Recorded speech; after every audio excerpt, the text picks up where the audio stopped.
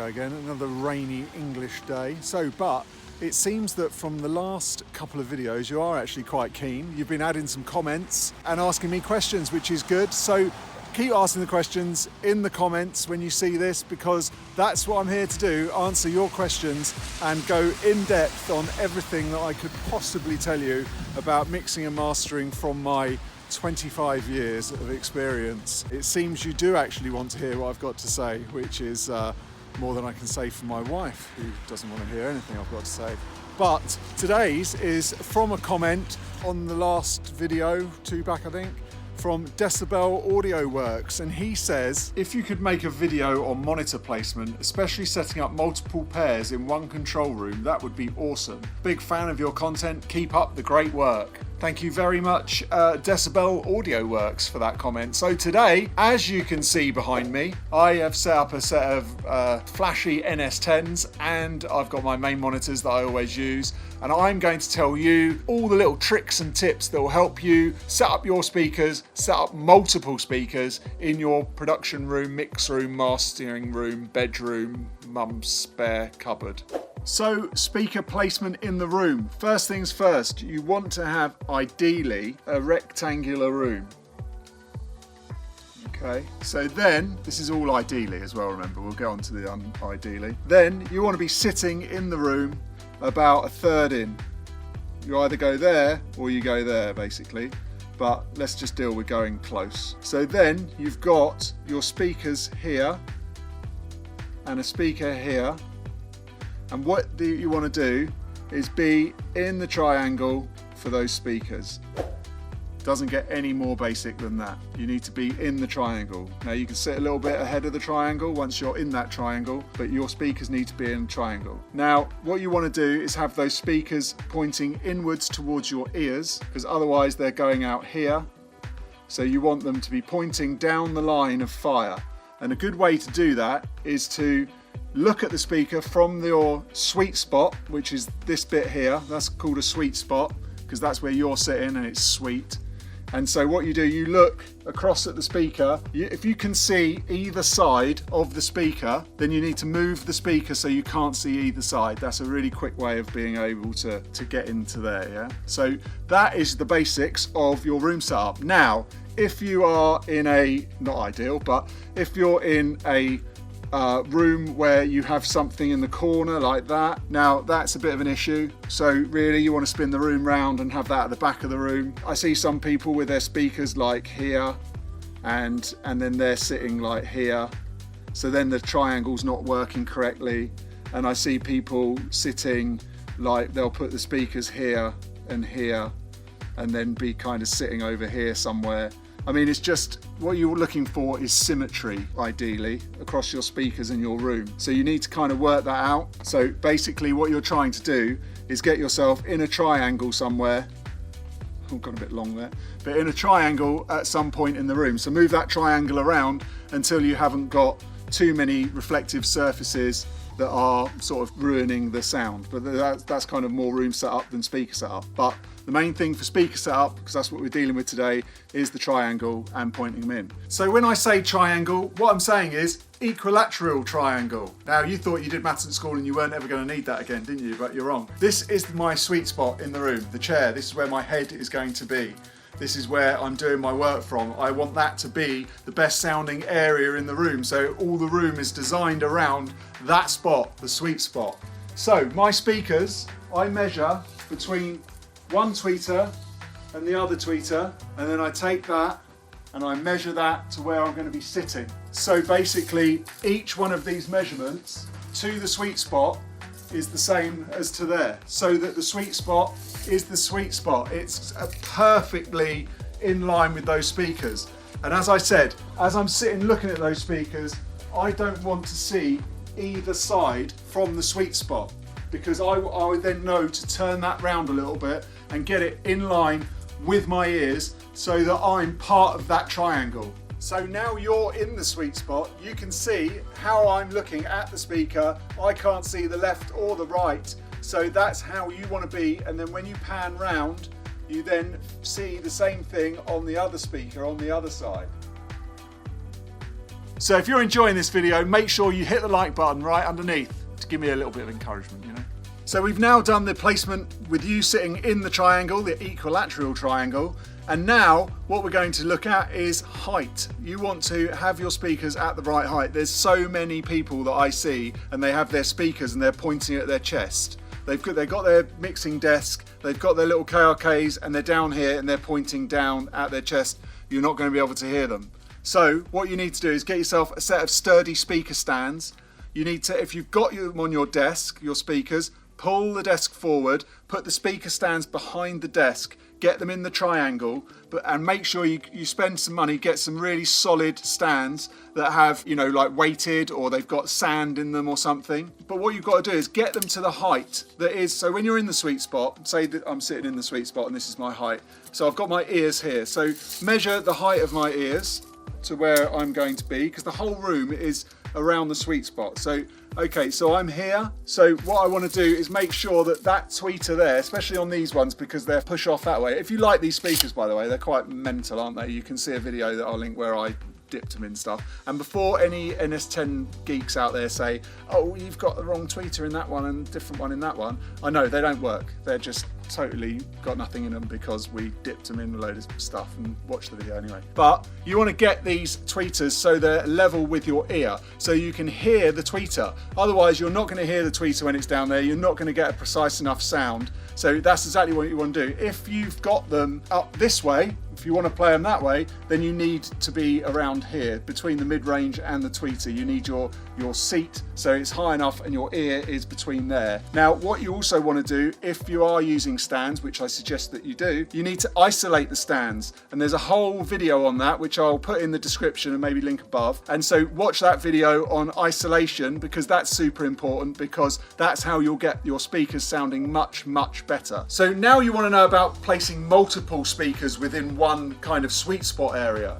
So I'm a mastering engineer, so I normally just have one set of super high quality speakers. So I get to know these, I trust them, I know exactly how they sound, they're set up around the sweet spot, all the room is built for these speakers, so that's why I just have one pair. But I have worked before in studios where I've needed another set of reference speakers because I haven't quite trusted the big ones, so I just wanted to have another reference. And you see this a lot in mixing, like massively in mixing, they'll have 2, 3, 4, 5 pairs of speakers just to reference loads of different sounds off.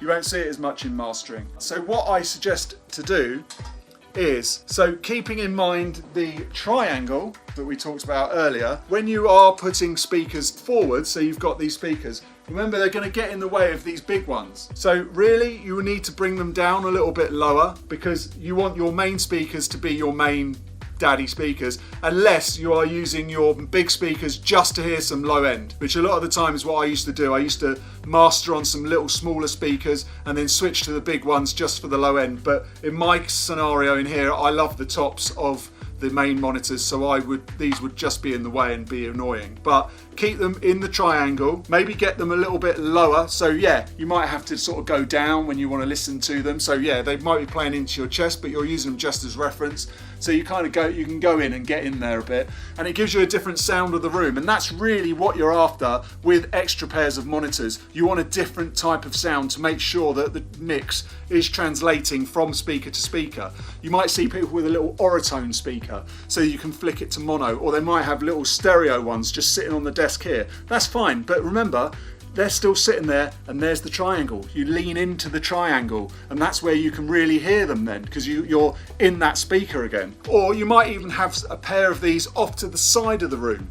But then you can spin round, you're in the triangle again. Just keep thinking about that triangular sound and then you'll be in a much better position to be able to hear what the speakers are playing.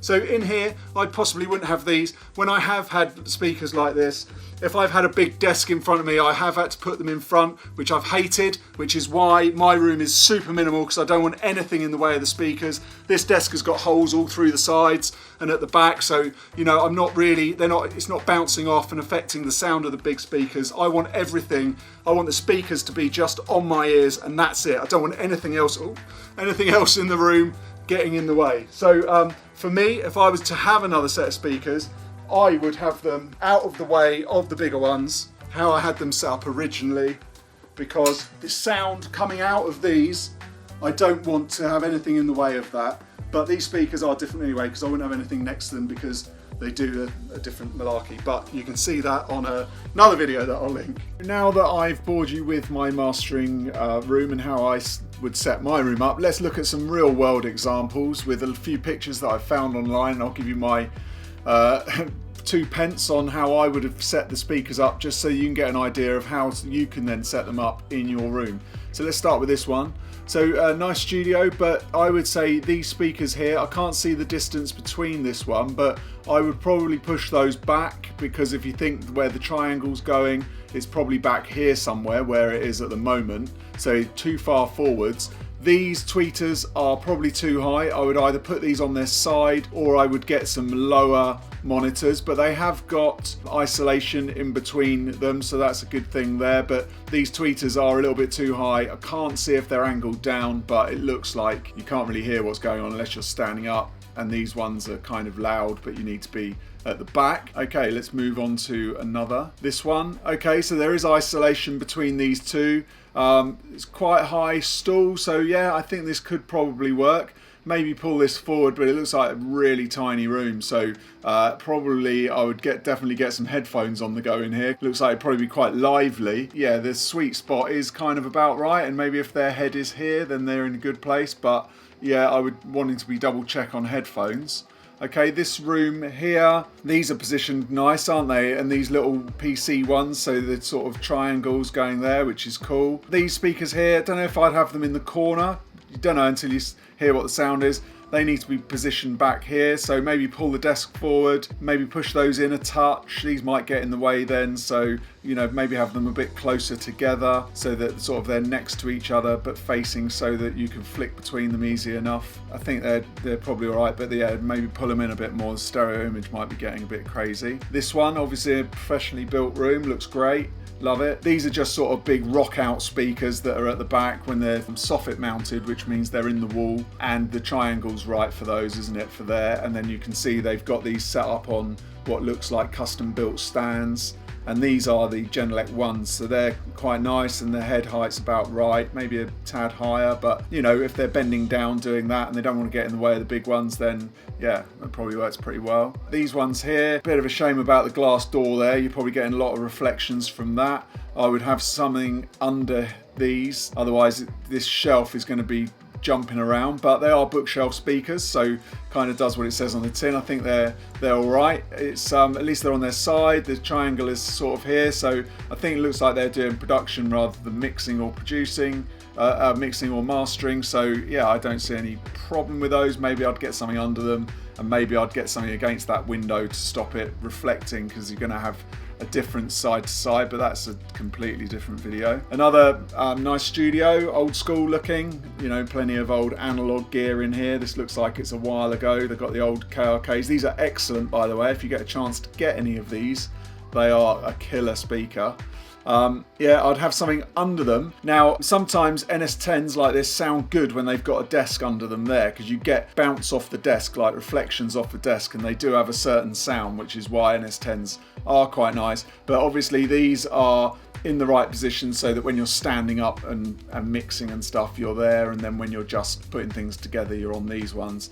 And then they've got these big kind of old things that I can't really see what they are, but yeah, they're kind of big rock out speakers, as I say, but yeah, a bit of an old school room, that one. This one, I believe this is at Angel Studios, if I'm right. This is their little production room. So they've got the Barefoots, which are on stands, are probably on barefoot stands, and you can see they're positioned correctly. The NS10s are angled up, which is nice, so that when you're in here, they're right in your ears. So yeah, this is obviously a nicely set up room. Barefoots are nicely placed, angled in to the sweet spot, and everything looks pretty pucker, so that's a good example. Okay, here we are with a kind of mix thing again. So yeah, 3 speakers. This is a nice setup, I think, because you're probably going to stand up a lot of the time when you're listening to these speakers. You know, you're going to be standing up mixing, and maybe when you're sitting down, you've probably popped the NS10s on to sort of just work and get on with stuff and do your fine tuning. There's a little Oratone here I can see for checking out the mono signal.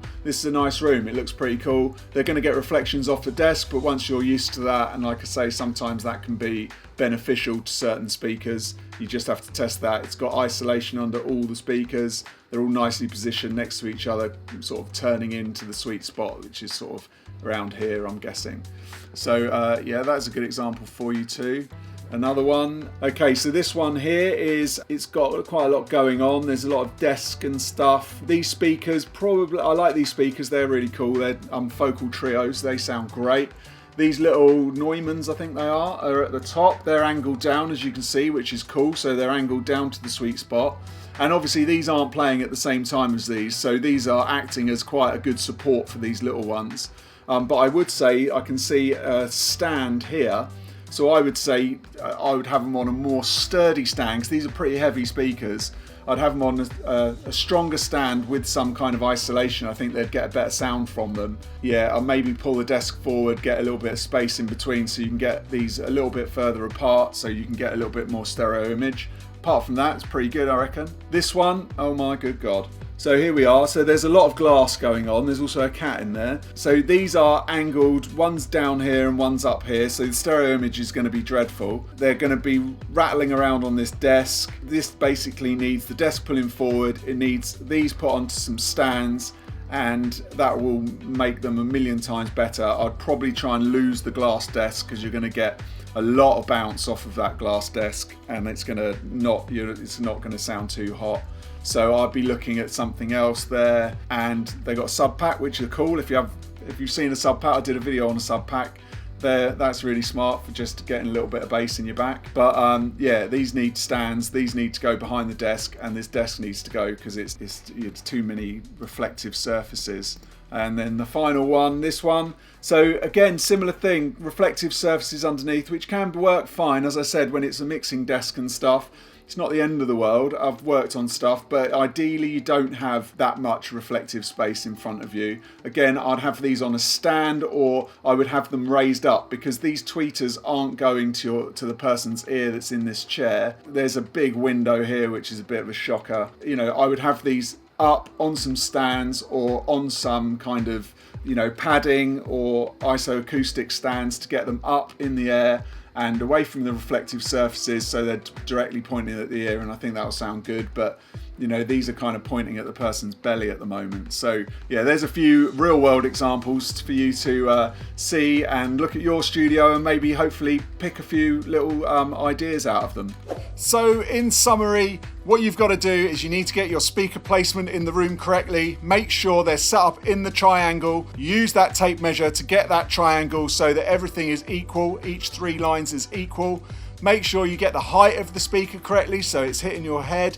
Make sure that they're not sitting on a desk vibrating. Watch that other video in the link below. And yes, there is no reason why you can't have a few pairs of speakers in the room, but just keep in mind that there's a triangle effect going on. So make sure that, if you're in the way of the other speakers, make sure they're a bit lower for your second reference. Third reference, put them to the side. Maybe get some Oratones, put those up front. But make sure that your main speakers that you're working on day in, day out, the ones you get used to, are in the perfect position for your sweet spot, and you can hear exactly what's going on. Failing all of that, get yourself a really good set of headphones. So if you like this content, if you like me pulling my brain out on the screen, then please make sure you like the video, and make sure that you leave a comment to say what you'd like me to talk about next. I'm open to anything. Make sure you subscribe and press the bell. I do these videos Monday, Wednesday, Friday, 6 p.m. GMT. If you want to speak to me any other time, there's loads of links below to a mastering mastermind group that I have on Facebook. There's also a free mastering training you can get in the link below. So check out the description. All the links are in there.